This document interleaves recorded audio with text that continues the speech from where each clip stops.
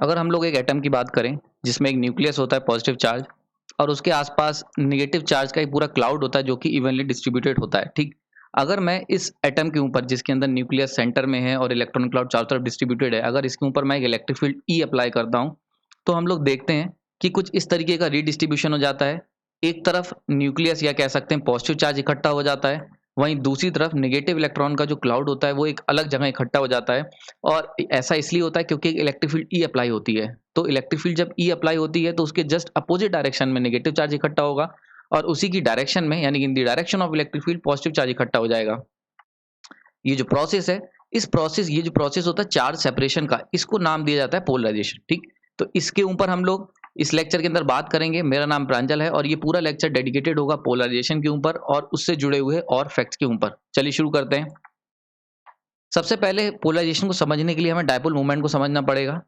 अगर हम dipole movement की बात करें तो सेम हमारे पास एक चार्ज है, एक एटम लेता हूं मैं पर्टिकुलर, जिसके अंदर एक तरफ पॉजिटिव चार्ज इकट्ठा है, एक तरफ नेगेटिव चार्ज इकट्ठा है और ऐसा इसलिए हुआ है क्योंकि इसके ऊपर एक ई इलेक्ट्रिक फील्ड अप्लाई हुई है। अगर मैं इसको थोड़ा सा जूम करके देखना चाहूँ तो ये कुछ इस तरीके का मुझे दिखेगा। नाउ अगर एक पॉजिटिव चार्ज को मैं नेगेटिव चार्ज को इलेक्ट्रॉन क्लाउड जो है उनको माइनस क्यू ले लेता हूँ और पॉजिटिव चार्ज को प्लस क्यू ले लेता हूँ और ये दोनों चार्जेस अगर मान लेते हैं डी डिस्टेंस से सेपरेटेड हैं, तो आपने फिजिक्स में पढ़ा होगा इस तरीके की जो सिस्टम होता है या अरेंजमेंट या सेपरेशन होता है, इसको हम लोग नाम देते हैं इलेक्ट्रिक डायपोल का।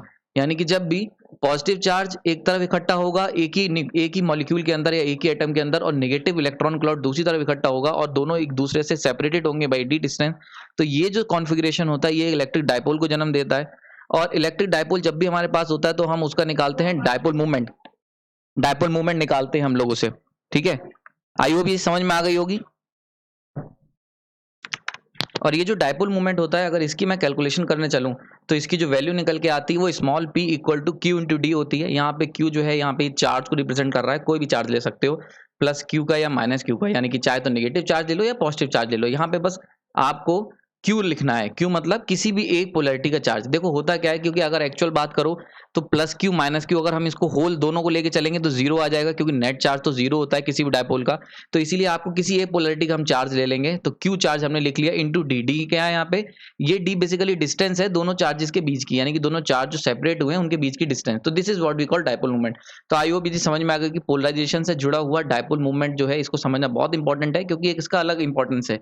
तो आई होप ये चीज क्लियर हो गई होगी। आगे चलते हैं। दूसरी जो इंपॉर्टेंट चीज आपको जाननी चाहिए वो है volume and surface charge density, ठीक। इसको जरा समझते हैं, बड़ा ही कॉम्प्लिकेटेड कई बार होता है, कई लोगों को इसके बीच में डिफरेंस नहीं पता होता है कि वॉल्यूम चार्ज डेंसिटी क्या है, सरफेस चार्ज डेंसिटी क्या है। तो अगर मैं एक डाइलेक्ट्रिक की बात करता हूँ, ठीक, तो अगर इस डाइलेक्ट्रिक के अंदर एटम्स जो हैं वो इस तरीके से इसके अंदर कह सकते हैं कि भरे हुए हैं और वो यूनिफॉर्मली डिस्ट्रीब्यूटेड है उनके अंदर इलेक्ट्रॉन क्लाउड न्यूक्लियस के अराउंड, ठीक। नाउ जैसे ही मैं इसके ऊपर एक इलेक्ट्रिक फील्ड ई अप्लाई करूंगा तो ये जो चार्जेस हैं ये अपने आप को सेपरेट करेंगे और we can say that polarize हो जाएंगे, और जैसे ही पोलराइज होंगे तो ये एक तरफ पॉजिटिव इकट्ठे हो जाएंगे, एक तरफ नेगेटिव इकट्ठे हो जाएंगे, ठीक। नाउ अब बड़े ध्यान से समझने वाली बात है, ये जो सरफेस पे इकट्ठे हुए हैं चाहे इधर के पॉजिटिव हुए या फिर लेफ्ट साइड के नेगेटिव चार्ज, तो राइट साइड के पॉजिटिव चार्ज जो सरफेस पे आ गए और लेफ्ट साइड के जो नेगेटिव चार्ज सरफेस पे आ गए, ये दोनों मिलके बनाते हैं सरफेस चार्ज डेंसिटी, ठीक है। तो यानी कि दोनों चार्जेस जो पॉजिटिव और नेगेटिव इकट्ठे हुए हैं सरफेस पे, ये बनाएंगे आपकी सरफेस चार्ज डेंसिटी। वहीं पे जो अंदर के चार्जेस हैं, यानी कि अगर बात करता हूँ ये जो ब्लू डॉट लाइन से मैंने सर्किल आपके लिए इलिप्स बनाया है, इसके अंदर के जितने भी चार्जेस होंगे, यानी कि एक तरफ पॉजिटिव भी दिख रहे हैं नेगेटिव दिख रहे हैं, जो डाइलेक्ट्रिक के अंदर होंगे, this is what we called, ये सब मिलके क्या बनाएंगे, ये मिलके बनाते हैं वॉल्यूम चार्ज डेंसिटी। यानी कि अगर कभी डाइलेक्ट्रिक की हम बात करते हैं तो सरफेस चार्ज डेंसिटी जो होती है वो सरफेस पे जितने भी चार्जेस आए हैं वो होती है, और जो अंदर इकट्ठे हैं डाइलेक्ट्रिक के, this is what we called volume charge density of dielectric, ठीक। आई होप दोनों चीज समझ में आ गई होंगी। अब नेट चार्ज अगर डाइलेक्ट्रिक की बात की जाए कि भाई टोटल चार्ज कितना हुआ डाइलेक्ट्रिक पे, तो यहां से तुम देख के बता सकते हो कितना होगा, जीरो। क्यों? क्योंकि देखो जितने नेगेटिव हैं उतने ही पॉजिटिव हैं। अगर हम लोग पूरा डाइलेक्ट्रिक को एक उठा के देखें जो कि इलेक्ट्रिक फील्ड में रखा हुआ है, तो उसके अंदर चार्ज सेपरेट जरूर हुए हैं, लेकिन कोई ना तो चार्ज बाहर निकल के गया है डाइलेक्ट्रिक से और ना ही डाइलेक्ट्रिक के अंदर कोई चार्ज आया है बाहर से। तो इसलिए क्या होगा, नेट चार्ज कितना होगा, नेट चार्ज ऑन डाइलेक्ट्रिक हमेशा जीरो होगा, चाहे वो इलेक्ट्रिक फील्ड में रखा हो या ना रखा हो, ठीक है। आई होप ये समझ में आ गई होगी। नाउ अब चलते हैं हम लोग इफेक्ट ऑफ पोलराइजेशन के ऊपर। ये दोनों चीज समझ में आ गई, डायपोल मूवमेंट मैंने आपको समझा दिया, आपको मैंने सरफेस और वॉल्यूम चार्ज डेंसिटी समझा दी ना। अब हम बात करते हैं कि पोलराइजेशन का इफेक्ट क्या हुआ। तो इसके लिए हम लोग क्या करते हैं, हम लोग दो मेटल शीट ले लेते हैं। मान के चलते हैं हमारे पास दो मेटल शीट्स हैं, ठीक। और ये दोनों मेटल शीट एक बैटरी से जुड़ी हुई हैं। ये जो बैटरी मैंने ली है इसका मान लेते हैं इस बैटरी के कारण एक मेटल शीट पे प्लस क्यू चार्ज आ जाएगा और दूसरी मेटल शीट पे माइनस क्यू चार्ज आ जाएगा। ठीक है, अगर ऐसा कुछ होता है तो इन पर्टिकुलर केस में वी पोटेंशियल मैंने अप्लाई कर रखा है। तो ऐसे केस में एक कैपेसिटेंस को जन्म मिलता है, यानी कि ये जो पूरा अरेंजमेंट है ये कैपेसिटर कहलाता है। दो प्लेट्स जो कि इक्वल एंड अपोजिट चार्जेस से सेपरेटेड है, ठीक, और वो एक बैटरी से कनेक्टेड है। तो ऐसे केस में एक जो हमारा सिस्टम बनता है वो कैपेसिटर कहलाता है। और इनका जो कैपेसिटेंस होता है वो कितना होता है? कैपेसिटेंस आपका होता है C equal to epsilon naught A by d. ठीक है, यहाँ पे C equal to epsilon naught A by d. अब देखो यहाँ पे एक बात समझने वाली है, ये जो आपका एप्सिलॉन नॉट है, क्योंकि यहाँ के बीच में हमने एयर ली हुई है, यहाँ पे एयर है, तो एयर जो होती है उसका हम लोग जानते हैं परमिटिविटी जो होती है वो एप्सिलॉन नॉट होती है, इसीलिए मैंने यहाँ पे एप्सिलॉन नॉट लिखा हुआ है।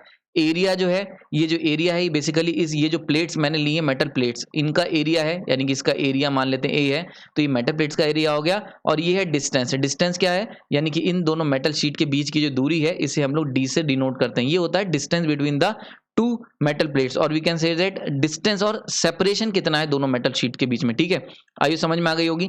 अब बात करते हैं सरफेस चार्ज डेंसिटी की। तो सरफेस चार्ज डेंसिटी अगर हम इस कैपेसिटर प्लेट की निकालने की कोशिश करेंगे तो वो निकल के आती है चार्ज पर यूनिट एरिया। ये क्या मतलब हुआ? देखो होता क्या है, यहाँ पे प्लस क्यू चार्ज है, तो इस पूरे पर्टिकुलर शीट की अगर हम बात करते हैं मेटल शीट की, तो इसका एरिया मान लेते हैं ए है। तो अगर हम इस पर्टिकुलर शीट की बात करें, यानी कि ये पर्टिकुलर शीट मैं लेता हूं, तो इसकी सरफेस चार्ज डेंसिटी कितनी निकल के आएगी? क्यू बाई ए, यानी कि टोटल कितना चार्ज इस शीट पे फैला हुआ है पर यूनिट एरिया में। ठीक, आई होप ये समझ में आ गई होगी। नाउ अब आगे चलते हैं, कुछ कैलकुलेशंस करके देखते हैं और एक रिलेशन सेटअप करने की कोशिश करते हैं। तो सबसे पहले अगर मैं बात करता हूं सरफेस चार्ज डेंसिटी, मैंने यहाँ पे इसे रो से रिप्रेजेंट करा हुआ है, ये पी नहीं है, रो है, याद रखना। तो रो से रिप्रेजेंट करा हुआ है, तो Q charge per unit area. दूसरा मेरे पास क्यू इक्वल टू सीवी होता है, ये फॉर्मूला ऑलरेडी आपने फिजिक्स में पढ़ा होगा कि चार्ज जो किसी भी कैपेसिटेंस में जो स्टोर होगा कैपेसिटर के अंदर, वो उसके कैपेसिटेंस पे डिपेंड करेगा और पोटेंशियल पे, पोटेंशियल डिफरेंस पे। And the third one is the capacitance equal to epsilon naught A by d. ये तीन चीजें हमारे पास हैं। अब जरा थोड़ी सी कैलकुलेशन कर लेते हैं। नाउ अगर मैं इस पर्टिकुलर फॉर्मूले को पकड़ूं, ये वाला फॉर्मूला, तो अगर मैं चार्ज डेंसिटी निकालने की कोशिश करता हूं, ठीक है, सरफेस चार्ज डेंसिटी, तो रो इक्वल टू कितना होगा? चार्ज पर यूनिट एरिया होगा। नाउ चार्ज में ये वाला वैल्यू रख देता हूं, तो इक्वल टू कैपेसिटेंस जो भी है इनटू पोटेंशियल डिफरेंस जो अप्लाई अपॉन में एरिया आ गया।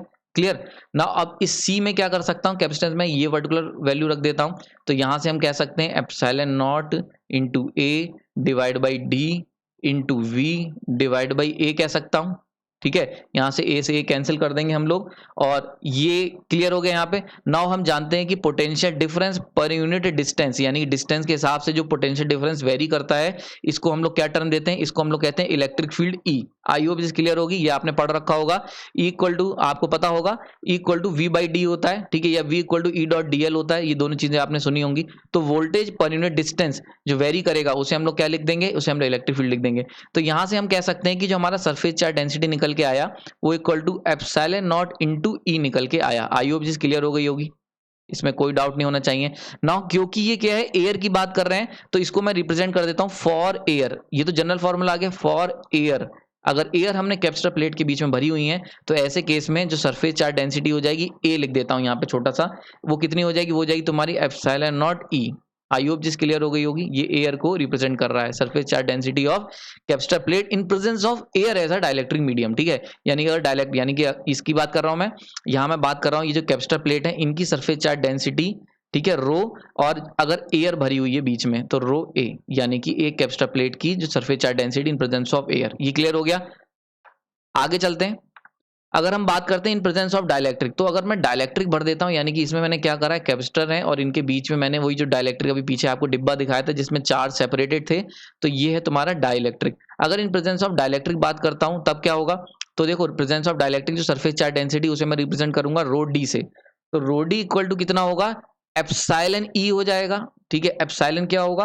क्योंकि एप्सिलॉन क्या है तुम्हारा, ये तुम्हारा डाइलेक्ट्रिक का, तो एप्सिलॉन डी कह सकता हूं, एप्सिलॉन डी इंटू ई। ठीक, आई होप समझ में आ गई होगी। ठीक है, तो एयर के रेस्पेक्ट में, यानी कि अगर एयर थी तो वहां एप्सिलॉन ए था, वहां पे एप्सिलॉन ए इंटू ई था, एप्सिलॉन नॉट कह लो, एप्सिलॉन ए कह लो। ठीक है, और यहाँ पे कितना हो जाएगा? In presence of dielectric epsilon D into E हो जाएगा। ठीक है, अच्छा इसका फॉर्मूला एक और होता है, आपने पढ़ा होगा, इसको मैं कभी और डिस्कस करूंगा। एप्सिलॉन डी को हम लोग क्या रिप्रेजेंट कर सकते हैं? Epsilon naught into epsilon R into ई।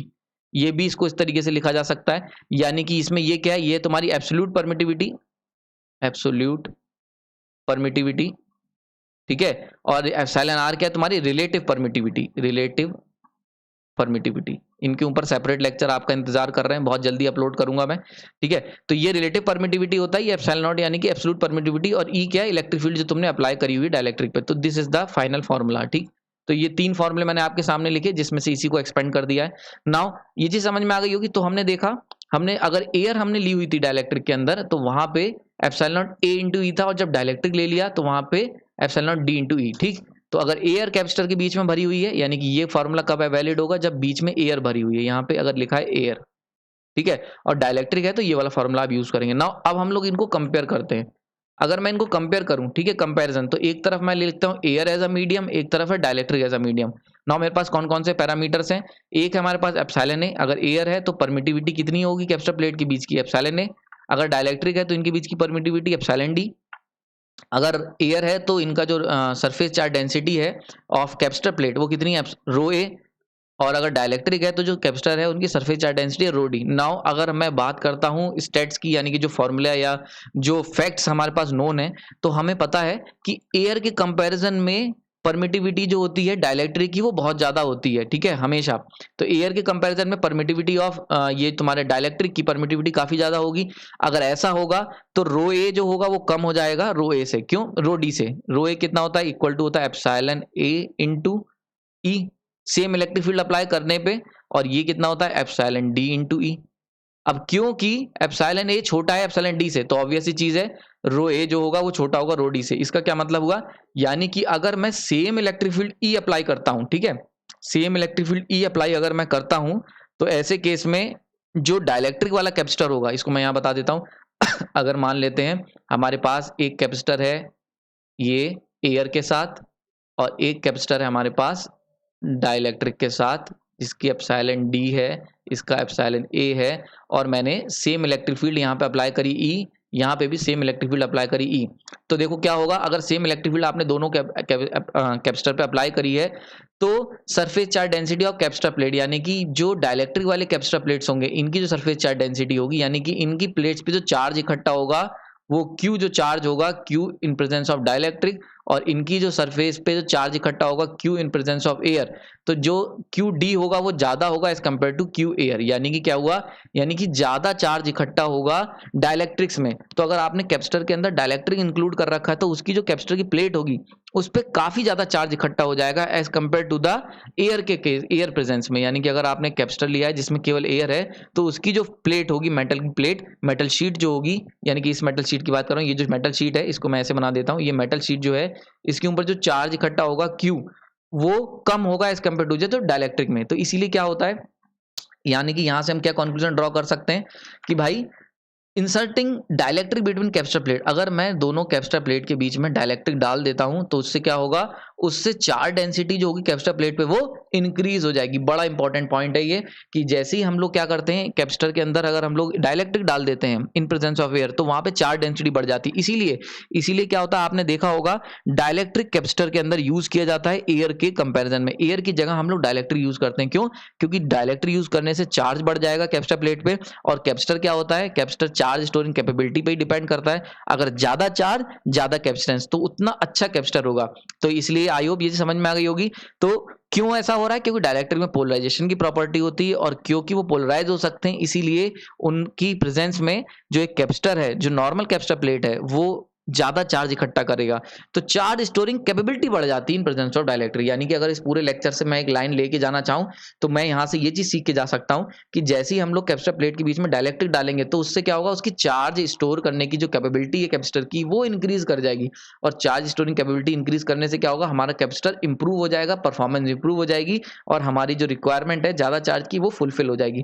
तो इसीलिए कैपेसिटर के अंदर डाइलेक्ट्रिक प्रेफर किए जाते हैं, एयर नहीं प्रेफर की जाती, ठीक है, क्योंकि एयर के कंपैरिजन में डाइलेक्ट्रिक की चार्ज स्टोरिंग कैपेबिलिटी ज्यादा होती है। ठीक, आई होप समझ में आ गई होगी। तो यहाँ पे इस लेक्चर को मैं कंक्लूड करता हूँ। अच्छा, एक बड़ा इंपॉर्टेंट क्वेश्चन होगा कि डाइलेक्ट्रिक के इंसर्ट करने से क्यों चार्ज कैपेसिटी बढ़ रही है, सरफेस चार्ज डेंसिटी क्यों इंक्रीज हो जा रही है, इसका आंसर मैं आपको नेक्स्ट क्वेश्चन में दूंगा। आपने अपना कीमती समय दिया, उसके लिए धन्यवाद। आई होप ये लेक्चर आपको समझ में आया होगा।